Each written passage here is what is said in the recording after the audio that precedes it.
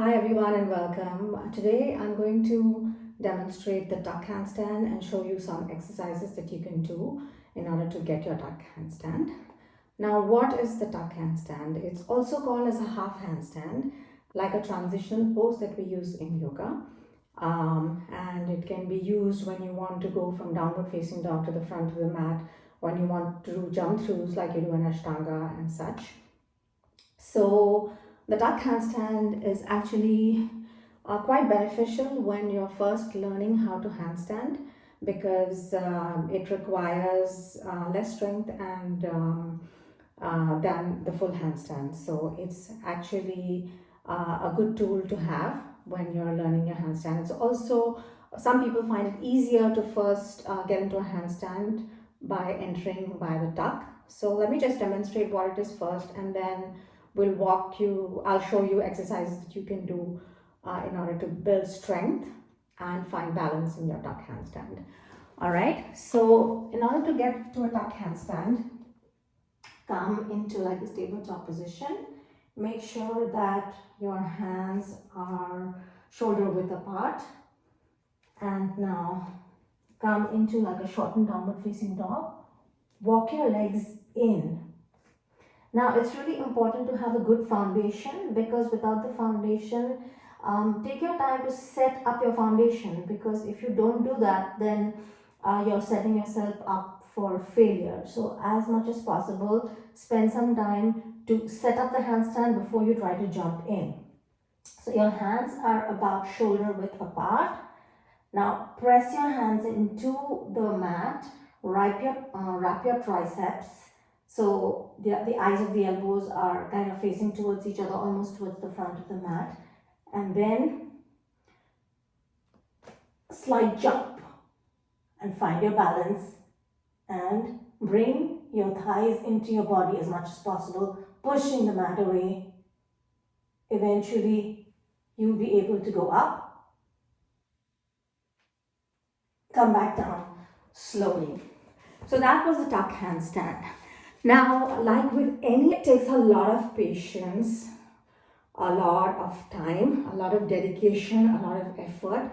And so it's very important to go into this understanding that, right? This is not something that can happen overnight, especially if you're somebody like me who has never done handstands as a child. It's all the more difficult for us. And some of us might get the handstand sooner, find balance sooner, and we may already come into handstand practice having that strength to jump up, but not everybody has that. And so that's why, these exercises should probably help you with that. So I showed you what the duck handstand was. Now let's try and create that duck shape on the floor first. Let's come into, okay, before we start, I wanted to make sure that, you've warmed up your wrists. I've already done that, warmed up your shoulders a little bit.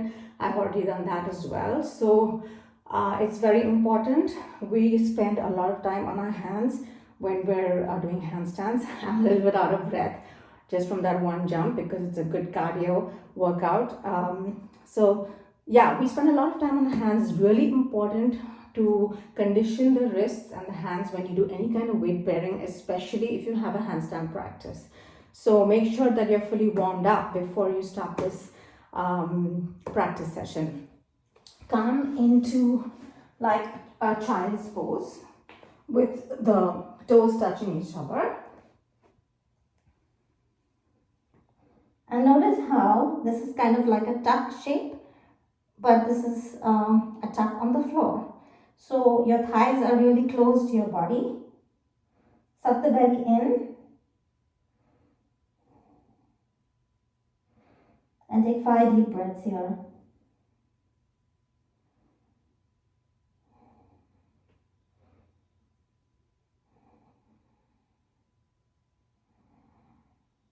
Three.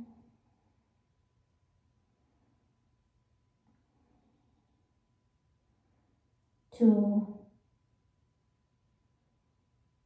1. Slowly come up and come to lie on your mat. Okay. Once you're on your mat, extend, your feet are close to each other. extend your hands behind you. I'm going to just move this pillow. Extend your hands behind you and anchor your belly into the floor. Now bring both your legs in towards your chest and lift up. Squeeze the thighs towards your chest, and this is the tuck shape, right? Now let's do the hollow body hold by extending your legs. Bring the legs in, tuck shape, full handstand, tuck, squeeze the thighs towards your body. Let's do it 8 more times. 8,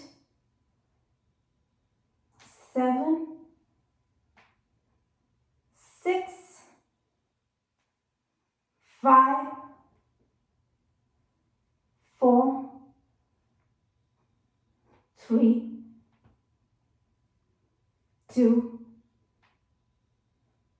1, and rest. So hopefully that should fire up your core.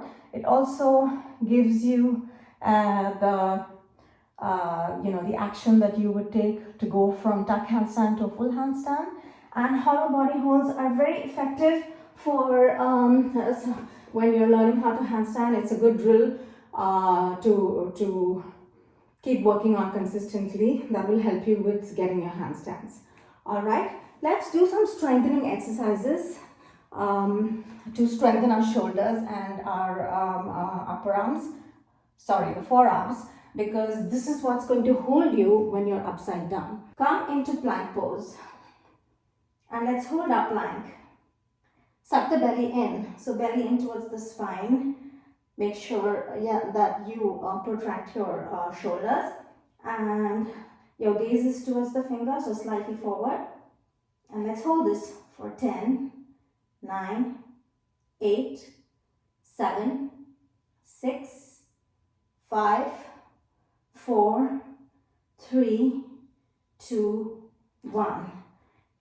Exhale, chaturanga. Inhale, upward facing dog. Exhale, downward facing dog. Now, plank is a good way to build strength. Another pose that I like is crow pose. So if you haven't done crow pose before, let me demo that for you.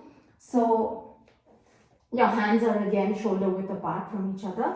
Now walk your toes in, closer to your wrists. Lean forward. Put one leg in to your armpit, the other leg into your armpits. Slowly, as you lean forward, your feet will want to come up and stay here. 10, 9, 8, 7, 6, 5, 4, 3, 2, 1. Calm down slowly. If you're not able to hold for that long, that's totally fine. You can build your way up to it. If you're not familiar with crow pose, then just come into the squat position and slowly just keep pushing your knees into your armpits and go back and forth.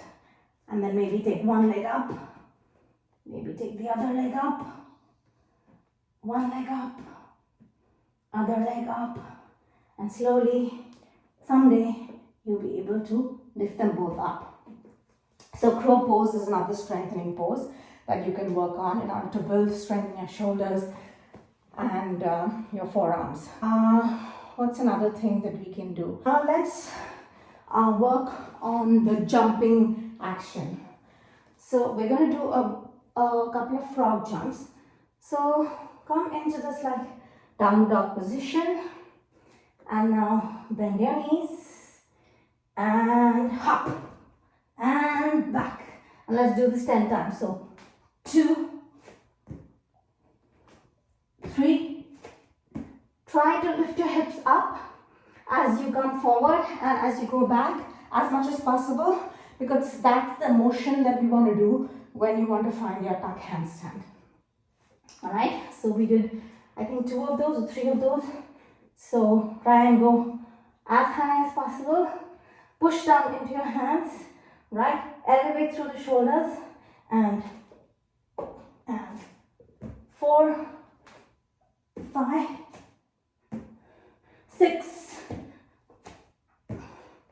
7, 8,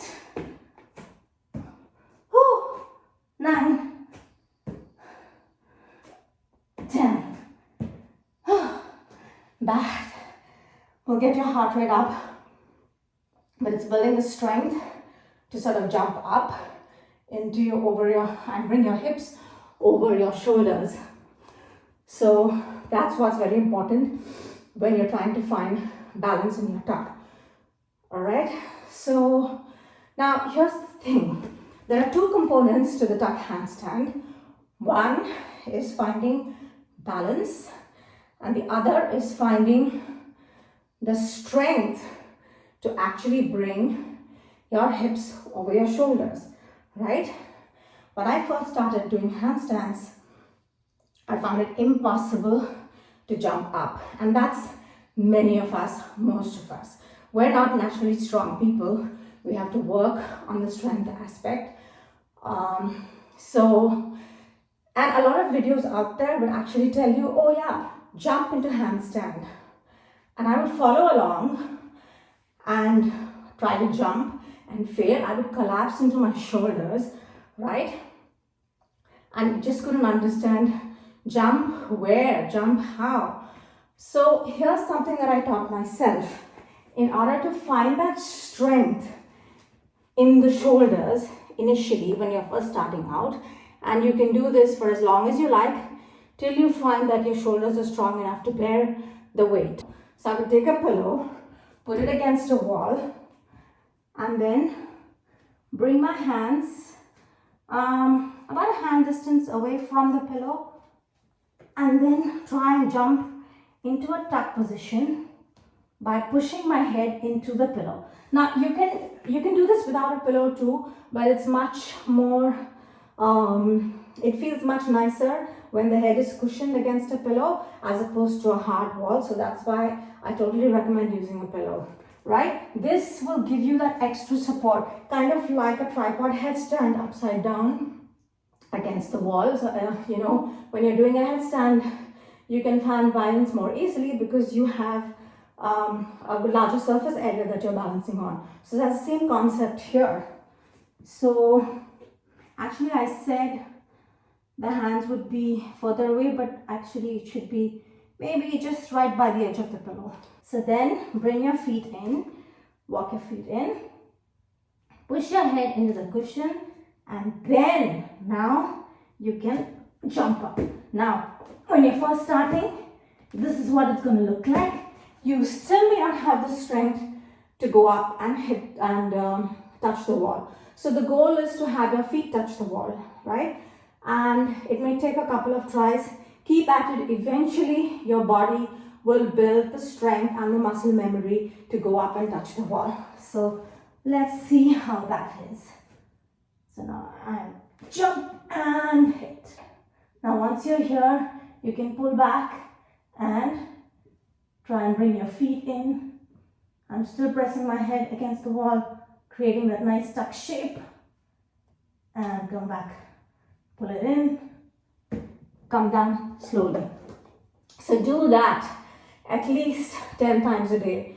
And, as I said, the more you do it, the more your body will understand the shape. And the more your body is familiar with something, it becomes easier and easier.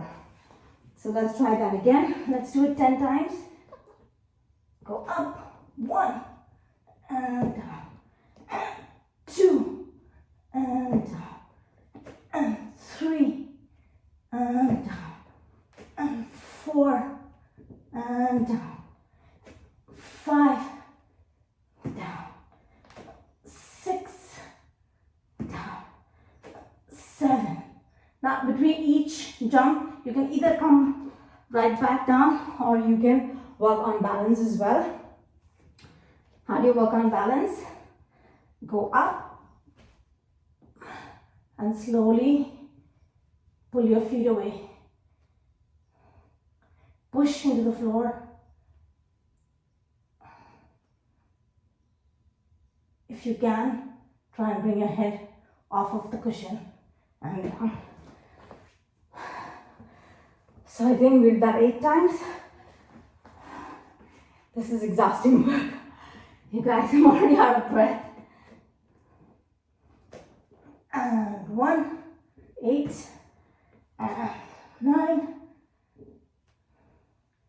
and 10. Okay, so we've been on our hands for a little bit. Let's just roll out the wrists. Just feels nice. Go in the opposite direction. So I'm holding on to my wrist with the opposite hand and just rotating, making a fist and rotating my wrist. Same thing, the other side, around 10 times each direction.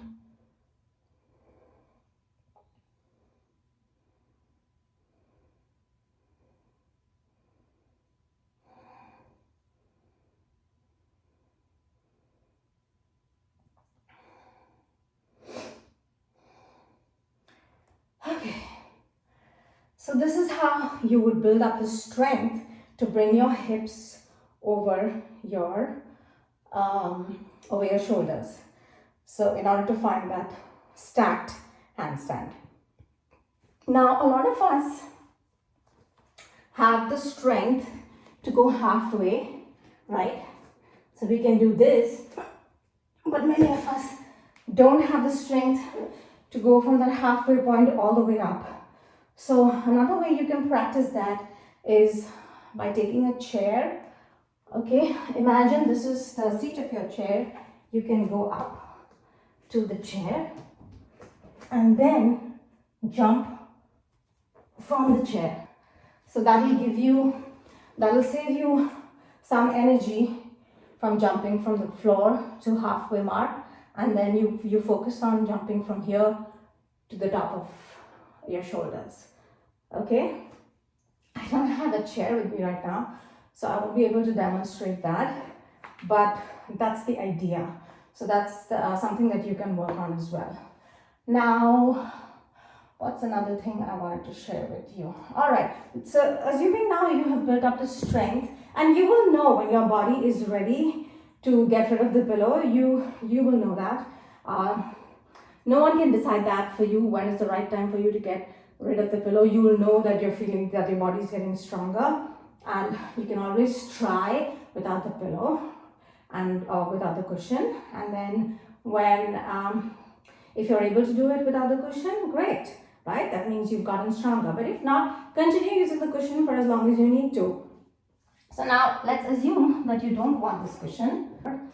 So another thing you can work on, how do we know that the hips are over the shoulders? A great way to do that is to work on that skill is to try and practice against the wall, but bring your butt to touch the wall before your feet touch the wall. And this can be a bit challenging because it's easy, the tendency is for the feet to hit the wall first, but in this exercise that we're going to do, we're going to try and hit the butt to the wall first. So let's do that. So again, your hands can be, this is something that will be different for different people. My hands are about a foot away, a foot and a half away from the wall. Okay, so set up first, make sure that you're pushing the floor away, wrap the triceps and bend the knees, and oops, I wanted to touch the butt first, but you can see how my feet got ahead of my butt. Let's try and go a little closer to the wall and try this again. There you go. So that's it. Now touch the feet. Okay, so work on this.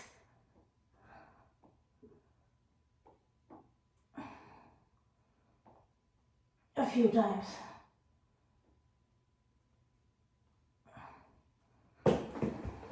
So this is a hard drill to do, wherein you try and get the butt to the wall first. So work on that, maybe do that a couple of times. Let's try that again. See if I can succeed. I haven't done these drills in a really long time, so it feels like I'm doing something new again. There. And push away from the wall. Just try and go back and forth here. Come down slowly. Okay, so that's another drill in order to get to help you stack your hips over your shoulders every time. Now, another way to work on the duck shape is to come with your with the front of the body towards the wall. So walk up towards the wall and then feet together, slowly drag your feet up and down, creating that duck shape.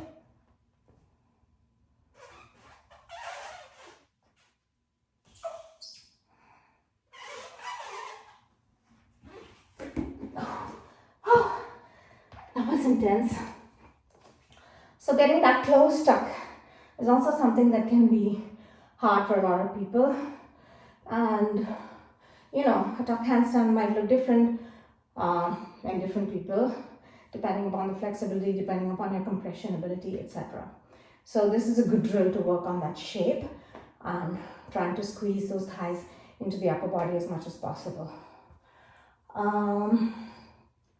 Now, how do you work on balance? So, same thing, come, place your feet against the wall with your hands in front of you. Walk up halfway. Now, you might have to walk your hands in and slowly bring one leg in, other leg in, and try and find balance. You can even do this. So try, if you can, if you're comfortable enough, just these little pushes away from the wall. So that's something that you can work on in order to find balance in your duck shape. What else can we do? Another drill that I think might be beneficial is froggy jumps, but you know, you can jump with your legs wide. So normally in a tuck shape, we're trying to keep our legs close to each other, but in this froggy jump, we're going to keep our legs wide. I find it that it's easier to jump up when the legs are wider apart. And then once you go up and find your balance, maybe you can bring your legs in. But you don't even have to go up all the way. All you need to do, I learned this from Catherine Beauty, I think, and she would say, clap, slap, jump. So try and get your hips over your shoulders and just keep doing this around 10 times. Clap, slap, jump. There, you find balance. Come down slowly. Clap, slap, jump. Whoops. And if you lose your balance, this is how I fall out of a handstand. I push out my left hand and then my body weight moves behind me. So this is another good drill to have because it's easier, as I said, when the legs are wide. So clap, clap, slap, jump. Bring the feet in, down. So another thing to look out for when you're jumping is a lot of times when we're jumping into a handstand, what tends to happen is, and I've noticed this a lot in me, is that my left thumb will lift up. When that happens, 99% of the time, I'm not going to be able to stick my handstand. So it's really important to push down through both your hands, but more so because of the left hand. And I think this happens is because a lot of us are weaker in the left hand. So just be conscious of that. This is something that I've noticed happens even today. I've been doing handstands for about 3 years now. And even today, if I'm not paying attention, not focusing on what my left thumb is doing, it will come out. So let's try that clap slap drill a few more times. 5, 4,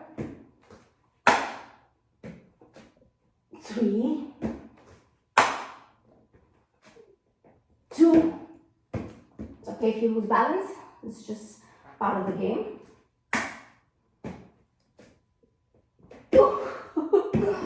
And lose it again. And 2. That was 2. And 1.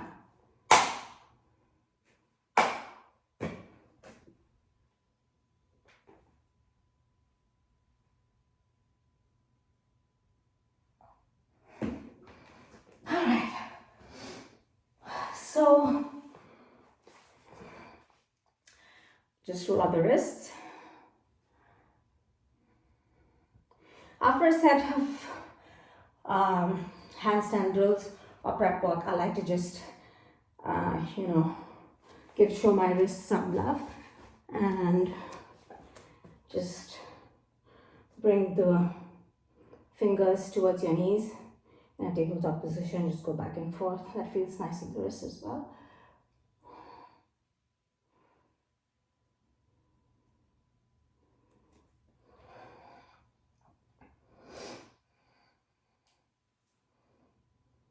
So once you've done all these drills, hopefully you will find the strength and the courage to do this in the middle of a room. Fear is a big thing that all of us have to go through.